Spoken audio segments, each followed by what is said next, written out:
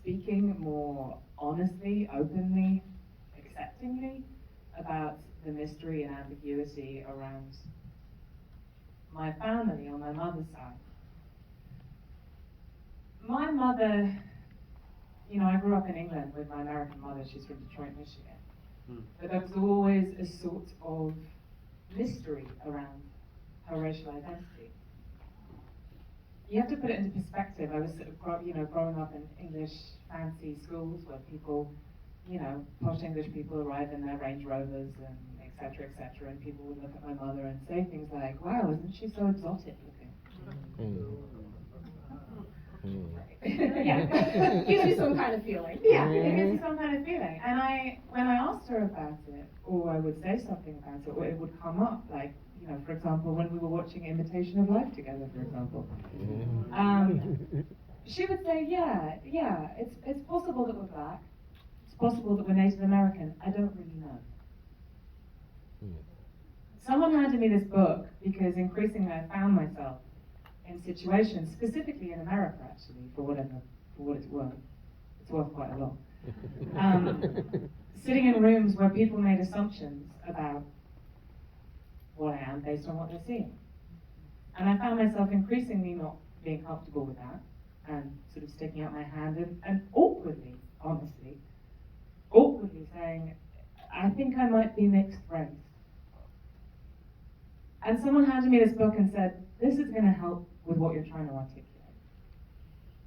And I looked at the book and I thought, passing, what does that mean? I honestly didn't have the word. And when I read it, it was instant context for me. It was instant understanding. It was one of those moments when you go, of course this explains why there's this mystery, this denial, this secrecy around this thing in my family. Because any history of passing in a family is necessarily hidden. It's necessarily erased. A family protects. They close in and they lock down and they don't talk about it. That's what my mother inherited from her father. The book gave me a context and a framework from which to address my own racial identity. It also gave me a context and a framework to think about identity, full stop, period, sorry, as you would say.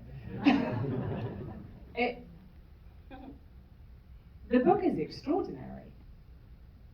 I couldn't stop myself adapting it the moment I finished reading it. Like, I shut the book and I opened the laptop and I started writing a screenplay. All the big ideas that you see in the movie, black and white, 4:3, complicated soundscape, interior, all these sort of sensual, quiet moments, the silence of the movie, those were all ideas that I had on my first read of the book. And went into the first draft of the screenplay, which I wrote 10 days after reading the book. Yeah, it wasn't very good. Don't give me too much credit. It was a first draft. But it had the big ideas in it, and I think the big ideas frankly frightened me. I thought, this is too much. No, I can't make this for my first film. It's too formally ambitious. It's too big. This is bigger than me. This is bigger than everything that I could possibly do. So it sat in a drawer for 6 years, and then after that 6 years, I spent trying to think about writing other screenplays, trying to direct other films, because I've always wanted to be a director. Yeah. I didn't have as much clarity of vision as I did with Passing. So I went back to it and I thought, yeah, why not actually? What am I doing? Just make this. You know how to make it. So I started showing it to people, and